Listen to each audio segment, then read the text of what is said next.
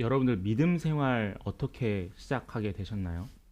어, 사람들마다 다 각자 다른 이야기, 다른 시작점들을 가지고 있을 겁니다. 누구의 전도에 의해서, 아니면 태어났을 때부터, 아니면 또 어떤 가족의 인도에 의해서. 그렇게 다들 새롭게 다르게 시작하셨을 거라고 생각을 합니다. 제가 기억났던 전도가 하나 있어요. 중학교 3학년 때였었는데요. 제가 친구 2명을 전도를 한꺼번에 했었습니다.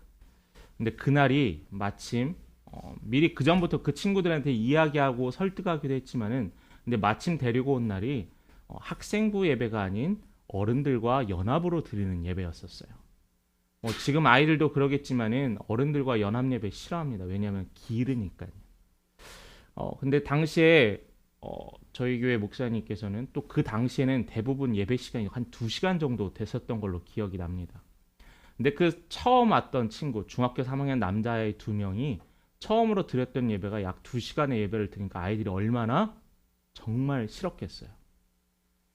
저는 당연히 다음 주부터는 이 친구들 안 나오겠구나라고 절망적인 생각을 가졌습니다. 그리고 내가 왜 좀 더 지혜롭게 친구들을 데려오지 않았을까라는 아쉬움도 남았었고요. 그런데요, 이 2명의 친구 중에 1명의 친구가 그 다음 주에부터 계속 교회에 출석하기 시작했습니다. 나중에서는 고등부 학생회 임원도 했었고요. 더 시간이 지나서는 동생도 또 가족들도 다 전도하던 친구가 되었습니다. 여러분들이 만약 그 자리에 첫 예배에 2시간의 자리에 앉아 있었다면 여러분은 계속 이 자리를 지킬 수 있었을까요? 답이 없는 것 같아요. 제가 또 다른 이런 이야기가 있었습니다. 작년 말에부터 작은 교회 5개 교회가 연합해서 중고등부 연합 모임을 가지려고 계획도 세우고 기도도 하고 있었어요.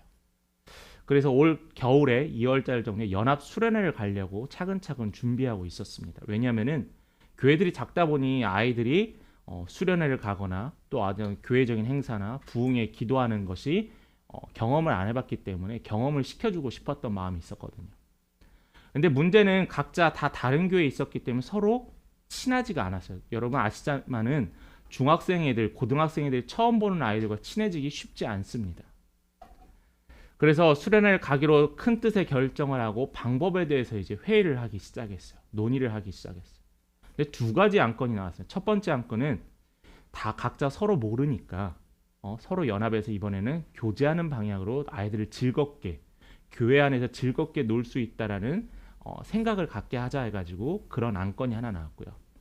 또 하나의 안건은 그래도 교회에서 첫 수련회고 첫 경험인데 집회에 좀 더 집중하자라는 2가지 안건이 나왔습니다.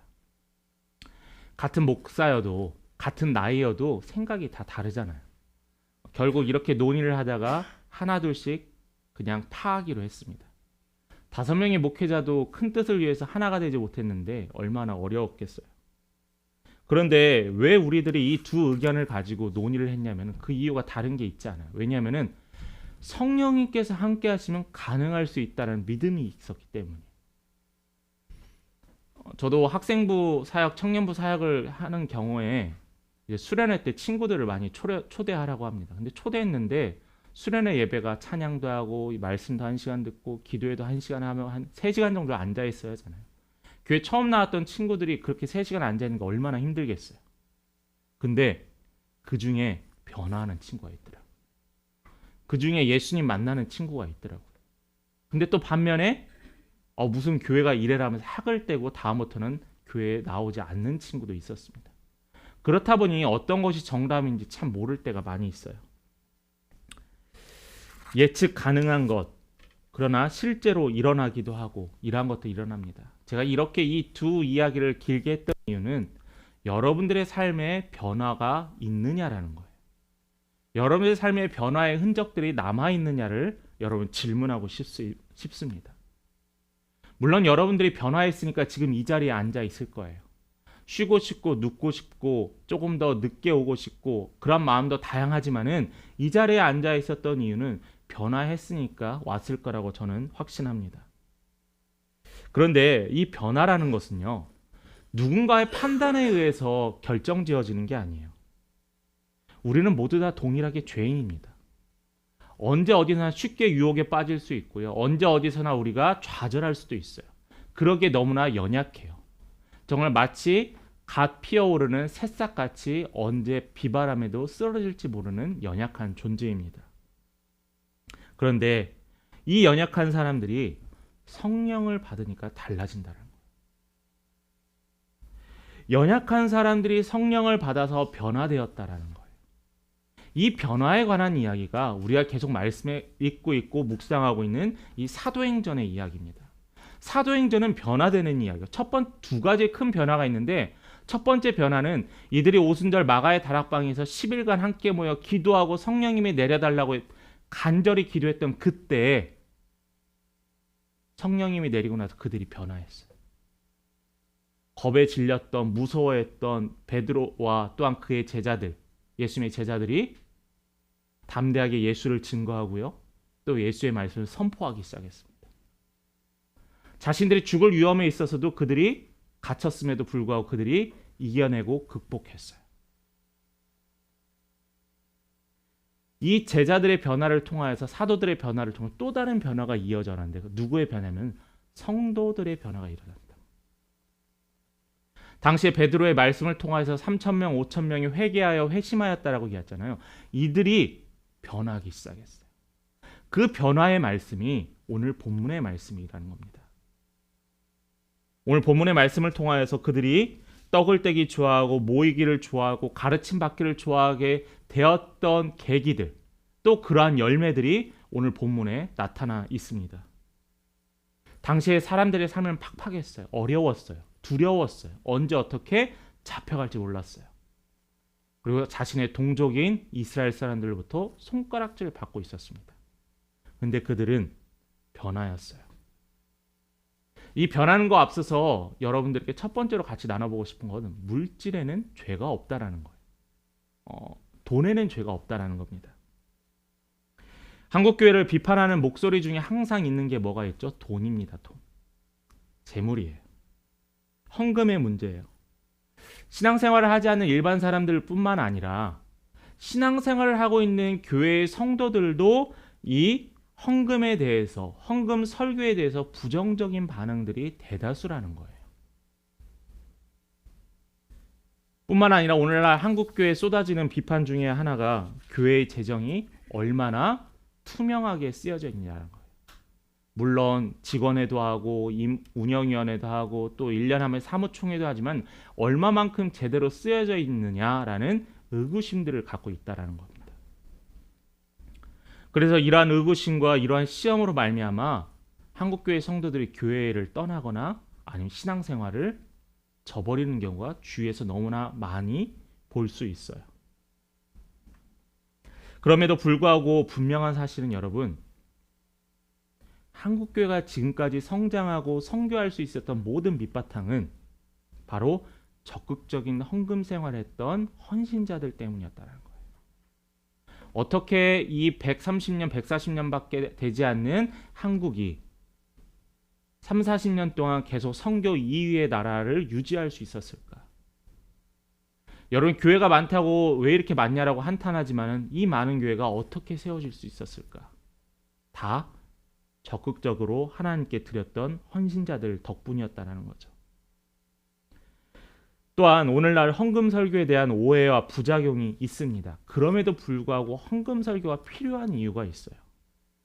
교회의 정체성과 본질을 회복하기 위해서, 또 우리는 구별된 공동체라는 걸 확인하기 위해서 헌금 설교가 필요해요. 그런데 이것보다 더 근본적인 이유가 있는데 그 근본적인 이유는 뭐냐면은 하나님의 말씀에 쓰여져 있다는 거예요.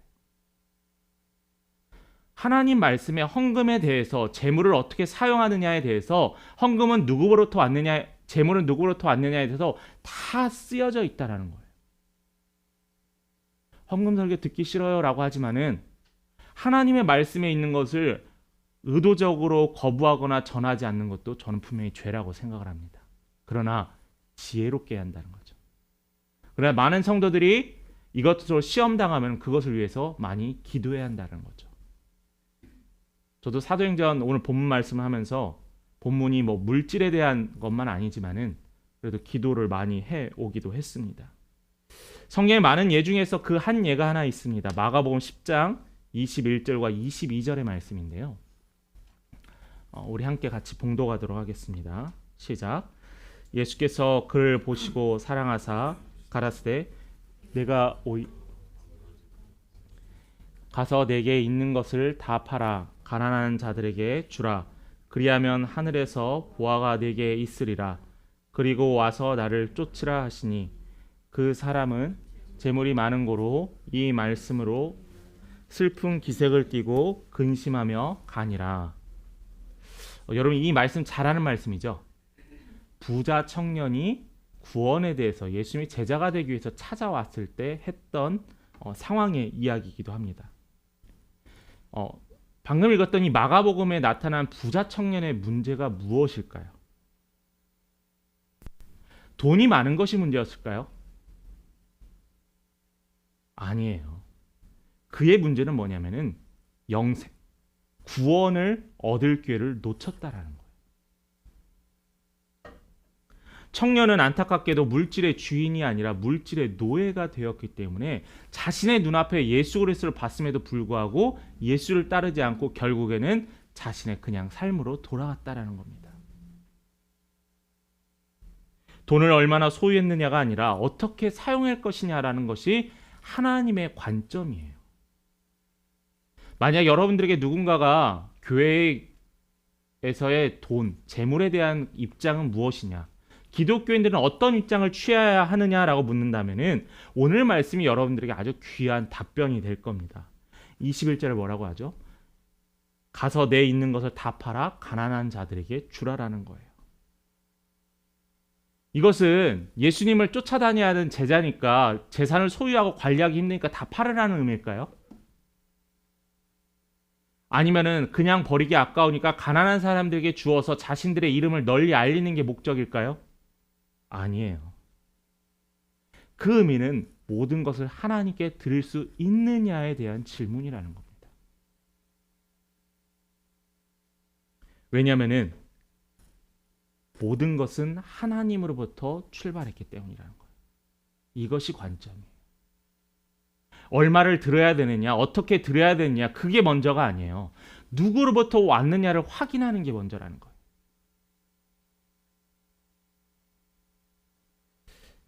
가난한 자들은 단순히 돈이 없어 가난한 자뿐만이 아니라 건강이나 또한 영적으로 강팍한 사람들이 가난한 자입니다.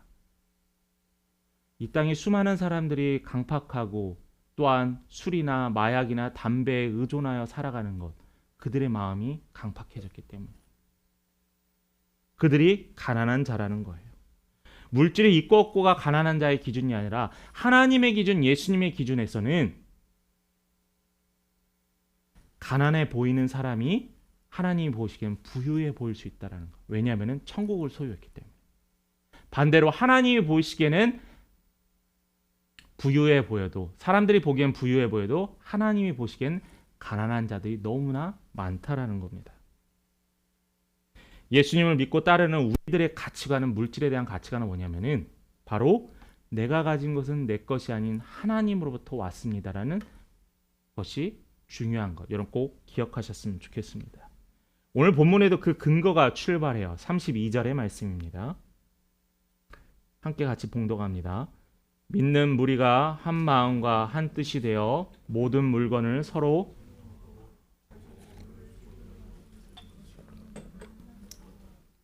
자, 오늘 말씀의 본문에 그 근거가 하나 있어요. 돈을 얼마나 소유했느냐가 아니라 어떻게 사용했느냐라는 답변이에요. 자, 그 의미는 그의 재산은 모두 하나님의 것이다라는 것이 바로 출발점이라는 거죠. 여러분 공짜로 생긴 돈은 쉽게 쓰죠. 2월달, 5월달에 아마 세금 신고하면서 얻어들인 수익은 왠지 그게 꽁돈이라고 생각해서 지출도 더 많아집니다. 그렇죠? 근데 사실은 내가 낸 세금 좀 돌려받는 것뿐인데 우리도요 하나님 것을 우리가 쓰는 거예요. 하나님 것을 쓰는 거기 때문에 여러분 조금 더 좀 자유로워졌으면 좋겠습니다. 이 출발은 어디로부터 출발하는 그들의 마음에 성령이 임하였더니 이러한 생각이, 이러한 행동들이 일어나게 됐어요. 우리의 삶의 목적은 성령이 임하셔서 믿음이 생겨서 우리의 삶의 목적과 우선순위가 변화돼요. 이 변화뿐만 아니라 물질에 대한 생각도 변화되게 됩니다. 이상하게 돈에 대해서 자유함이 생기기 시작해요. 통장의 이름은 나지만 실질적인 주인은 하나님이다. 나는 그냥 단순히 관리하는 청지기일 뿐이다라는 거. 청지기가 뭐예요? 성경에서 나오는 청지기는 하나님께서 나에게 맡겨주신 관리하는 사람이에요. 주인이 종에게 너가 이 돈을 맡아서 관리하라라는 명령으로 청지기의 사명을 주셨는데 이 청지기는 그 돈의 소유자가 아니에요. 주인이 다시 오면 다시 돌려줘야 될 겁니다. 그 사명이 우리에게 부여받았다는 겁니다. 하나님께서 우리에게 성령을 주시고 은혜가 충만하게 하셨던 그 이유는 하나님께서 여러분들을 통해서 무엇을 원하시는가에 대해서 찾아봐야 한다는 겁니다. 또 우리 교회를 통해서 무엇을 원하시는가 우리가 생각해 봐야 돼요. 전도도 하고요. 선교도 하고요. 또한 다른 사람들을 위해서 구제도 합니다. 여러분, 그런데요. 결코 강요로 되지 않더라고요. 교회에서 아무리 헌금하라 또 이웃을 도우라 해도 자신의 마음이 변하지 않으면 생기지 않아요. 그런데요. 그 마음을 누가 생기게 하시냐면은 하나님이 생기게 하신다는 거예요. 성령님께서 임하였더니 사람들이 보이기 시작합니다. 성령님께서 임하셨더니 내 주위에 가난하고 불우하고 도움이 필요한 사람들이 보이기 시작한다는 거예요. 그 전에는 보이지 않았던 사람들이 내 눈에 보이기 시작합니다. 그게 바로 하나님의 눈을 갖게 돼서 변화되는 계기라는 거죠. 제가 지방에 살다가 학교 때문에 수도권으로 이사를 했습니다. 이사를 했는데 그 전엔 지하철을 타는데 그 당시에는 되게 이제 도움을 요청하시는 분들이 좀 많이 있었어요. 지금도 있는지 모르겠습니다. 지하철 안 타서. 근데 그때 저는 지하철역 보니라 그 사람들을 쳐다볼 수 있는 여유가 없었습니다. 그런데 시간이 지나고요. 또 은혜를 입으니까 그 사람들이 보이기 시작하더라고요. 성도들도 마찬가지입니다. 목회자가 성도들을 위해서 기도하는 것은요. 기도 제목 줘서 기도하는 게 아니고요. 목회자가 성도들을 위해 기도할 때 누구를 위해서 더 기도해야 되느냐 눈에 보이기 시작합니다. 그때 하나님께서 협력하여 아름다운 선을 이루신다는 거죠. 여러분, 성령이 가득하면은 하나님을 사랑하게 되고 이웃을 사랑하게 돼요. 그게 약속 있는 하나님의 첫 계명이라고 말씀에서 증거하고 있습니다. 여러분, 헌신은요. 이것도 기억해야 되는 헌신은 자신한테 하는 이야기지 다른 이들한테 말하라는 게 아닙니다. 나는 여유롭지 못하니까 나는 결혼 준비 때문에 돈을 모아야 되니까 자녀를 위해서 대학 준비를 위해서 돈을 모아야 되니까 내 급여는 점점 줄어드니까 다른 사람이 감당해야 합니다라고 하는 명령이 아니라는 겁니다. 오늘 본문에 보면은 초대교회 성도들은 뭐라고 했어요? 이따도 있겠지만 자신의 밭과 논을 팔아서 드렸다라고 했습니다. 물론 제가 여러분들에게 밭과 논을 팔아서 이웃을 도우라라고 이야기하잖아요. 이들이 어떻게 그렇게 됐느냐라는 거예요. 성령이 임하였더니 그들의 눈이 변하게 됐다라는 겁니다. 또한 뿐만 아니라 그들이 어떻게 했죠? 많은 사람들이 물건을 통용했다라고 했어요. 여러분 읽었던 32절의 말씀의 중간에 보면은 모든 물건을 서로 통용하고 자기 재물을 조금이라도 자기 것이라고 하는 이가 없다라고 했어요. 뭐 때문에 이 사람들이 통용했을까요? 통용이라는 말이 공유한다라는 거거든요. 어떠한 물건이나 어떠한 재산들을 서로 나누고 공유했다라는 겁니다.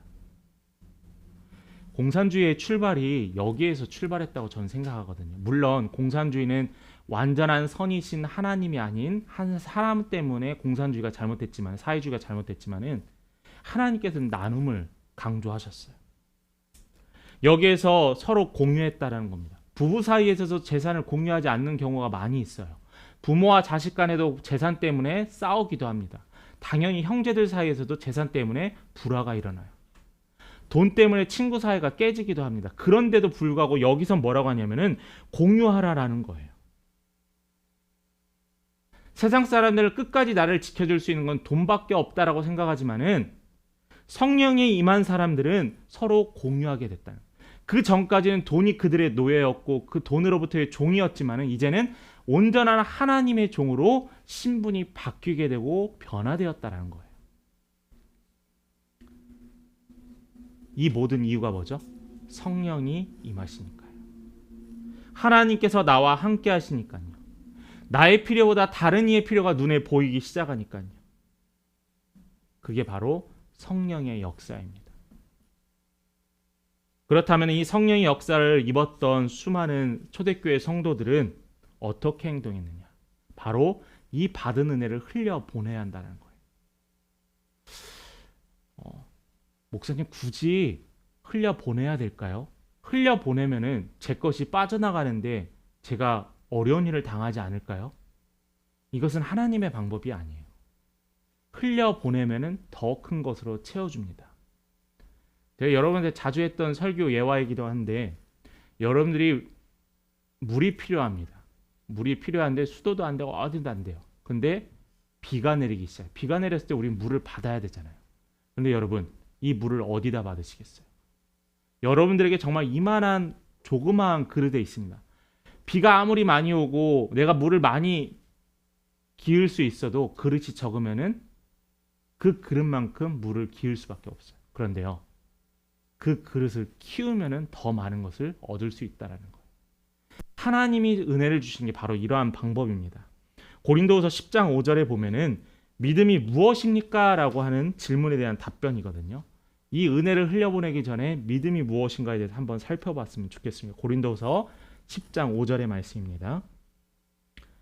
모든 이론을 파하며 하나님 아는 것을 대적하여 높아진 것을 다 파하고 모든 생각을 사로잡아 그리스도에게 복종하게 하니. 자, 여러분 여기서 기억해야 될 말씀이 있는데 모든 생각을 사로잡았대요. 믿음이 생기기 시작하고 믿음 생활을 시작하는 사람은 모든 생각이 사로잡혀야 돼요. 누구에게요? 예수 그리스도에게요. 자신이 가지고 있던 생각을 버리고 하나님을 인정하지 않았던 교만한 삶에서 벗어나서 이제는 자신의 삶이 예수님께 온전히 복종하는 삶, 그게 바로 뭐냐면은 믿음이라고 하는 거예요. 믿음이 생겼다. 그건 뭐라고 하면요. 내 생각이 얼마만큼 변하느냐라는 거예요. 그 하나의 예가 오늘 본문에 나왔던 물질이 될 수도 있고요. 그 하나의 예가 여러분들의 여유 생활이 될 수 있고요. 그 하나의 예가 여러분들의 시간도 될 수 있다는 거예요. 그 전까지는 하나님을 향한 시간이 아까웠다면은 변화되고 믿음이 생겼더니 하나님을 향한 시간이 더욱더 소중하게 되었다라는 거예요. 그래서 저는 이 믿음을 변화라고 생각하고 싶습니다. 어떤 이들은 이 변화에 대해서 뭐라고 생각하냐면은 기도 시간이 늘어나고 예배에 참여의 숫자가 늘어나고 내가 잘 되는 것이 믿음이 좋아서 은혜를 받았다라고 생각하는 사람이 있어요. 아니에요. 그것은 은혜를 받은 자의 결과물일 뿐입니다. 믿음은 열매로 드러나야 돼요. 여러분 믿음이 있다 없다를 여러분 스스로 판단하는 어떠냐면 내 생각이 얼마만큼 하나님 중심으로 바뀌었느냐 안 바뀌었느냐가 중요한 관점이라는 겁니다. 그래서 여러분들 생각이 변화돼요. 33절과 35절의 말씀을 우리 성도님 함께 같이 읽어보겠습니다. 33절부터 35절의 말씀입니다. 시작. 사도들이 큰 권능으로 주 예수의 부활을 증언하니 무리가 큰 은혜를 받아 그 중에 가난한 사람이 없으니 밭과 집 있는 자는 팔아 그 판 것의 값을 가져다가 사도들의 발 앞에 두매 그들이 각 사람의 필요를 따라 나누어 줌이라. 자, 여러분 오늘 본문의 말씀 보면 은혜는 흘러가는 거라는 증거예요. 흘러가야만 하는 증거예요. 32절의 말씀의 앞부분에 보면 믿는 물이라고 나와 있습니다. 믿는 물. 왜 특정하게 성도라고 하지 않고 회개했던 자라고 하지 않고 회심했던 자라고 하지 않고 믿는 물이라고 했을까요? 그 근거가 있어요. 우린 단순히 교회 다니는 사람을 교인들을 믿는 물이라고 생각하잖아요. 그런데 교회에서 예배를 드려도 믿는 무리에 속하지 않는 사람이 있을 수 있다는 거예요. 그건 우리가 너무나 잘 알잖아요. 물론 신앙생활을 이제 시작한 분, 아직 믿음의 여정을 겪어주지 못한 분, 아니면 특별한 체험을 하지 못한 분들은 이 믿는 무리에 아직 포함되지 않을 수도 있습니다. 그런데 여러분, 믿음의 공동체, 믿는 무리는요, 어떤 물이냐면 사람을 돌보는데 관심이 간다라는 거예요. 믿음이 생기고 은혜를 잊게 된 성도들이 물질에 대한 생각이 변화되고 공동체가 이 물질에 대한 생각이 변화되게 되었다는 거예요. 한 마음 한 뜻을 갖는다는 거 너무나 어렵습니다. 그렇죠? 시간에 가족 간에도 한 마음으로 결정해서 여행지 결정하는 거 어렵잖아요. 그런데 서로 다른 배경, 서로 다른 환경, 서로 다른 성별, 서로 다른 신앙적 배경을 갖고 살았던 사람들이 한 마음 한 뜻이 되었대요. 그 한 마음 한 뜻이 될 수 있었던 계기가 뭐냐면은 성령이 그들에게 임하였기 때문에. 초대 예루살렘 교회는 기도를 할 때, 전도를 할 때, 구제를 할 때 모두 다 한 마음을 했다라고 기록하고 있습니다. 여러분, 성령이 임했다는 거 그냥 기도가 되고 방언을 하고 예언을 하고 귀신을 쫓아내고 이것이 성령이 임했다라는 것이 다가 아니에요. 이건 그냥 일시적인 현상일 뿐이라는 겁니다. 그러나 성령이 임한 교회는 성도들이 한 마음과 한 뜻이 된다는 거예요. 자기 것을 나누는데 아깝지 않을까요? 나도 정말 가난해서 힘든데 자기 것을 통용하는 게 어렵지 않을까요? 이들이 이렇게 할 수 있었던 이유는 한 교회 공동체가 연합했기 때문입니다. 개인적으로 누구를 불쌍히 여기는 마음 가질 수 있어요. 개인적으로 그래서 도와주기도 합니다. 성령이 임했던 첫 초대교회 예루살렘 교회는 개인 차원에서 돕는 것에 머무는 것이 아니라 모든 교회 공동체가 도왔다라는 거예요.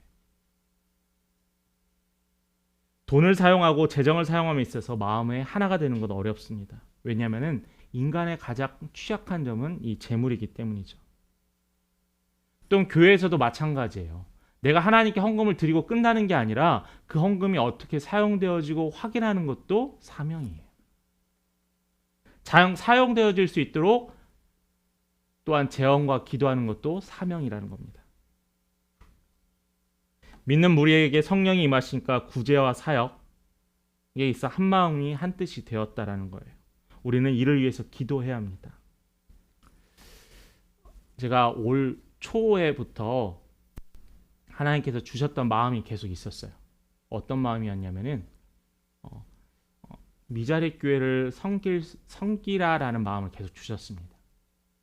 근데 이제 하나님께 그렇게 이야기도 했죠. 하나님, 아직 저희 교회도 너무 많이 도움받고 있고 도움이 없으면 힘든데도 불구하고 저희가 감당할 수 있을까요?